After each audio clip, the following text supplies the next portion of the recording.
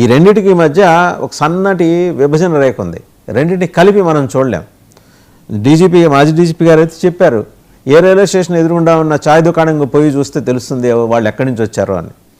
So ఇంత contrast ఉన్న దగ్గర 24 లక్షల మంది చచ్చిపోయి ఉండకపోవచ్చు అనేది ఇంద్రనీల్ గారి సందేహం. దానిలో కొంత అర్ధసత్యం, అంటే ఆయన పూర్తిగా దాన్ని డినై చేయట్లా, అర్ధసత్యాలు అంటున్నారు. మీరేమంటారు? అంటే ఆయన వ్యక్తిగత అభిప్రాయాన్ని గౌరవిస్తూ నేనైతే ఏకీభవించటం లేదండి. ఎందుకంటే ఏదో ఒక ప్రక్రియ స్టార్ట్ చేసేటప్పుడు మనం చాలా విమర్శలు చేయొచ్చు. ఇందాక వారు అన్నది ఏంటంటే ఎలక్షన్ కమిషన్ బాధ్యత సరిగ్గా నిర్వర్తించటం లేదు అని మాట అంశం లేవనెత్తారు. సరే, ఇప్పుడు నిర్వర్తిస్తుంది కదా, why don't you appreciate now? అలాగే ఎలక్షన్ కమిషన్ ఉన్న లిమిటేషన్స్ మనం అర్థం చేసుకోవాలి. దానికి పర్మనెంట్ యంత్రాంగం లేదు ఎలక్షన్ కమిషన్. ఎలక్షన్ కమిషన్కి ఏంటంటే స్టేట్ బ్యూరోక్రసీయే దాంట్లో ఎంటర్ అవుతుంది, ఆ వర్క్ చేస్తుంటుంది. ఇప్పుడు ఈ రోజు వలసలు వాళ్ళని తొలగించడం అన్యాయం అంటున్నారు. దాంతో నేను ఏకీభవించడం లేదండి. Election rules are clearly saying where you resides అక్కడ ఎన్రోల్ చేసుకోవాలి. గతంలో ఎక్కడి నుంచి వచ్చావో అక్కడ డిలీట్ చేసుకోవాలి. అందుకే ఫారం 7 ఇచ్చారు, ఫారం 6 ఇచ్చారు. ఏదైనా తప్పులు ఉండేటట్టయితే ఫారం 8 ఇచ్చారు. అలాగే తెలుస్తుందా లేదా అన్నది that is a different question. Vote అన్నది ప్రతి ఒక్కరికి ఉన్నటువంటి ఒక గౌరవప్రదమైనటువంటి హక్కు. అది మనం అనుకుంటున్నాము వాళ్ళు తెలుస్తుందా లేదని, but they know very well. ఇప్పుడు ఈ డ్యూయల్ 2 ప్లేసుల్లో ఉన్నటువంటి ఓటర్లని తొలగించవలసిన బాధ్యత, అంటే ఓకే ప్రభుత్వం తొలగిస్తుంది, బట్ అంతకంటే ముందు ఆ సిటిజన్ మీద ఉంటుంది, పౌర బాధ్యత ఉంటుంది. ఇప్పుడు వాసుదేవన్ గారు, నేను విశాఖపట్నంలో సెటిల్ అయ్యాను. గతంలో ఉన్న ప్లేస్లో నా ఓటు డిలీట్ చేసుకుని విశాఖపట్నంలో ఎన్రోల్ చేసుకున్నాను. That is citizens responsibility. అంటే మనం ఎంతసేపు ప్రభుత్వం చేయట్లేదు అంటాం, కానీ పౌరుడు బాధ్యత ఎందుకు నిర్వర్తించడు? ఇది కూడా మనం ఆలోచన చేయాలి. సపోజ్ ఏదైనా సరే మిస్టేక్ వచ్చింది అనుకుందాం. ఇందాక డీజీపీ గారు ఒక అంశం లేవనెత్తారు, ఏజ్ అనేది maybe it is a typographical mistake or something else. So ఇంత హ్యూజ్ బల్క్ ఆఫ్ డేటాని మనం డీల్ చేసేటప్పుడు ఎక్కడో మిస్టేక్ వస్తుంది. That you cannot make it a generalization. ఎక్కడో ఒక దగ్గర స్టార్ట్ అయింది ప్రక్రియ. మనం కూడా ఏంటంటే సొసైటీలో బాధ్యత గల పౌరులు మనం. ఈ ప్రతిపక్ష రాజకీయం చేసే అంశం జోలికి మనం వెళ్ళకూడదు. ఇది ఈ ప్రక్రియలో ఎక్కడైనా లోటు ఉండేటట్టయితే 30 days టైం ఇచ్చారు. That is principles of natural justice. ఒకవేళ నాది అన్యాయంగా తొలగించారు అంటే ఎవరికి అప్లై చేస్తాడు? ఆ కన్సర్న్ బిఎల్ఓకి అప్లై చేస్తాడు. బిఎల్ఓ ఎక్కడ ఉంటాడు? అక్కడే ఉంటాడు. ఏమయ్యా, నేను ఈ ఫలానా ఇంట్లో ఉన్నాను, ఇది నా గృహం రెసిడెన్స్, ఇది నా డోర్ నెంబర్, ఇది నాది ఎలా తొలగించారు కాదు అని చెప్తే ఇమీడియట్ గా అతను యాడ్ చేస్తాడు. ఇందులో అభ్యంతరం ఉండవలసిన అవసరమే ఉంది. సో ఈ రకంగా మన భారతదేశ సర్కమిస్టెన్సెస్ లో ఏమిటి అని అంటే ఏ పని చేసినా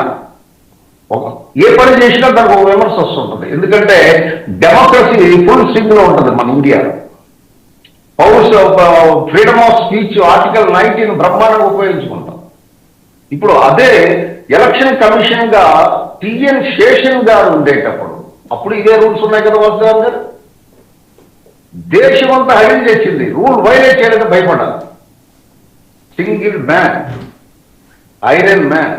అంటే ఇక్కడ అమలు చేసే ఆఫీసర్, ఇక్కడ హ్యూమన్ ఇంటర్ఫేస్ ఉంటుంది. ఏ ఆఫీసర్ ఇంప్లిమెంట్ చేసేవాడు కూడా ఆయన తాలూకు వ్యక్తిత్వం కూడా చాలా ప్రభావితం చేస్తుంది అడ్మినిస్ట్రేషన్లో. కాబట్టి నేనంటాను ఇవన్నీ వీటికి ఎక్కడైతే లోపం జరిగిందని మనం అనుకుంటున్నామో దానికి ఆల్టర్నేటివ్ రెమెడీ ఉంది, ఆల్రెడీ పొందుపరిచారు. కాబట్టి ఈ ప్రక్రియ జరగవలసిందే, ఇది క్లీన్ అవ్వాలి. అయితే ఇందాక ఇంద్రనీల్ గారు చెప్పినట్లు ఇది ఎవ్రీ టైం జరగాలి. సరే, ఎవ్రీ టైం జరగాలి అని చెప్పి ఇప్పుడు జరగకుండా ఉండడానికి మనం కోరుకోకూడదు. ఇప్పుడే ప్రక్రియ మొదలైంది. ఆ ప్రక్రియలో ఏమైనా లోట్లు కానీ ఏవైనా ఇబ్బందులు కానీ ఉండేటట్టయితే దానికి రెమీడియల్ ప్రాసెస్ ఇచ్చారు కాబట్టి it is a good process and cleaning of election data అనేది వెరీ వెరీ ఎసెన్షియల్. ఇక ఆధార్ లింకింగ్ ఎందుకు జరగటం లేదా అనడానికి దానికి చాలా చాలా కారణాలు ఉన్నాయి. ఎందుకంటే దాని మీద అనేక చర్చలు జరిగాయి. అది కూడా వస్తుంది. The day will come. Administration అన్నది ఎవల్యూషన్. డెమోక్రాటిక్ సెటప్ లో అడ్మినిస్ట్రేషన్ చేంజ్ అన్నది ఎవల్యూషన్. ఇట్ ఇస్ నాట్ మారుతూ వస్తుంటుంది, ఎప్పటికప్పుడు మారుతూ వస్తుంటుంది, నిరంతర ప్రక్రియ, డైనమిక్స్ కదా అది. శివశంకర్ గారు, నాదో ప్రశ్న. అంటే ఈ ప్రాసెస్లో అంటే ఒక సందేహం, టెక్నికల్గా నాకు మీరు బ్యూరోక్రాట్గా ఉన్నారు కాబట్టి మీరు సమాధానం మీకు ఖచ్చితంగా తెలిసే అవకాశం ఉంది. ఇప్పుడు ఒక ఆధార్ కార్డుని ఓటర్ కార్డుతో ఇంటిగ్రేట్ చేశారు అనుకుందాం సార్. ఆధార్ కార్డు లోకల్గా ఇప్పుడు వెస్ట్ బెంగాలే ఉంది, లేకపోతే అస్సామే ఉంది, బీహారే ఉంది, బార్డరింగ్ స్టేట్స్ పక్క దేశాల నుంచి వచ్చిన వాళ్ళు ఒక్కసారి ఇంటిగ్రేట్ అయిపోతే వాడికి ఒక చట్టబద్ధత వచ్చేస్తుందిగా. నాకు ఆ సందేహం ఉంది. అంటే దానికి కాన్స్టిట్యూషన్లో ఉన్న ప్రావిజన్స్ ఏంటో నాకు తెలియదు, మీరు కుడ్ యూ ప్లీజ్ ఎలాబరేట్. అంటే ఒకటండి, ఇక్కడ ఆధార్ కార్డు ఇంటిగ్రేషన్స్ ఉన్నటువంటి ఇబ్బందులు, కొన్ని చట్టపరమైనటువంటి ఇబ్బందులు ఉన్నాయండి ఆల్రెడీ. దాన్ని తొలగించాలి. ఫస్ట్ పీపుల్ రిప్రజెంటేటివ్ యాక్ట్ ని అమెండ్మెంట్ చేయాలి. ఇలాంటి చాలా ఇబ్బందులు ఉన్నాయి. రెండోది, ఆధార్ కార్డు ఇష్యూయింగ్ ప్రక్రియను కూడా దాన్ని టైటిల్ చేయాలండి. ఇప్పుడు బోర్డర్ స్టేట్ లో ఆధార్ కార్డులు వింటున్నాం, అది ఎంతవరకు నిజమో తెలియదు, కానీ చాలా ఈజీగా సంపాదించవచ్చు అని అంటున్నారు. ఇప్పుడు వెస్ట్ బెంగాల్లో కానీ, బీహార్లో కానీ, లేదంటే నార్త్ ఈస్టర్న్ స్టేట్లో కానీ ఆధార్ కార్డులు చాలా ఈజీగా వస్తున్నాయి. అది ఎలా వస్తున్నాయి అంటే, unless you rectify that process, తర్వాత ఇబ్బంది వస్తుంది. కాబట్టి ఇప్పుడు బ్యాంక్ అకౌంట్ ఆధార్ లింక్ అయింది, ఒకప్పుడు లేదు. సో రేపు the day also will come.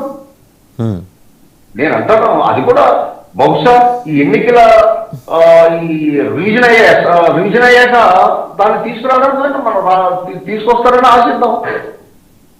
ఇది నిరంతరం ఇది ప్యూరిఫై కాకపోతే డెమోక్రసీ డేంజర్ అండి. Democracy danger.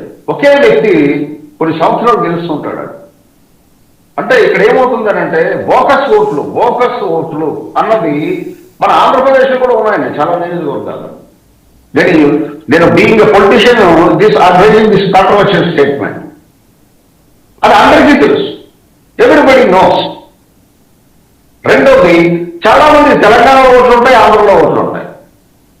But as per elections laws ఎక్కడో ఒక్క దగ్గరే ఓటు వేయాలి. డ్యూయల్ ఎన్రోల్మెంట్ ఉండడానికి వీలు లేదు. ఒకటి క్యాన్సిల్ చేసుకోవాలి, ఒకటి ఉంచుకోవాలి.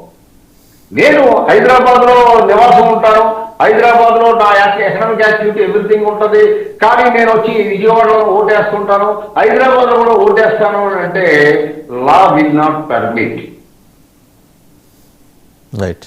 Either place you should either place. And particularly residence ఎక్కడ ఉంటే అక్కడ ఓటర్ ఉంటుందండి.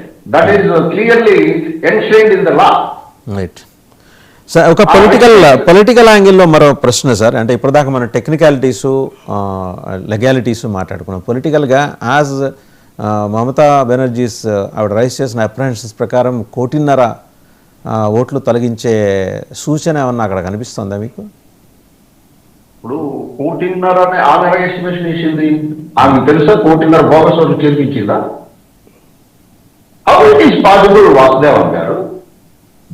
Even though she is the CM, how does she say that 1.5 అంత ఫిగర్ ఇస్తుందా? ఇక్కడ మనం సందేహించాలి. అంత ఫిగర్ ఇస్తున్నారు అంటే అన్ని చేయించారా? మీ దగ్గర ఆ డేటా ఉందా? ఇప్పుడు ప్రతిదానికి ప్రభుత్వం చేసే ప్రతి కార్యక్రమానికి విమర్శించడం కాదు, అటు నుంచి విమర్శించి తగులుకుంటే మీరు ఆన్సర్ చెప్పాలి, మమతా గారు కూడా ఆన్సర్ చెప్పాలి. ఇప్పుడు యాదాని టుడే 54 lakhs ఎంతో వచ్చింది, మరి 1.5 రాలేదే. అంటే ఇదేంటంటే ప్రజలలో ఒక భయోత్పాతాన్ని సృష్టించి తద్వారా ఎన్నికలలో లబ్ధి పొందాలి అన్నటువంటి ఆలోచనలో ప్రతి పొలిటికల్ పార్టీ యాక్ట్ చేయడం తప్పండి. అది అగెన్స్ట్ ద కాన్స్టిట్యూషన్. రైట్.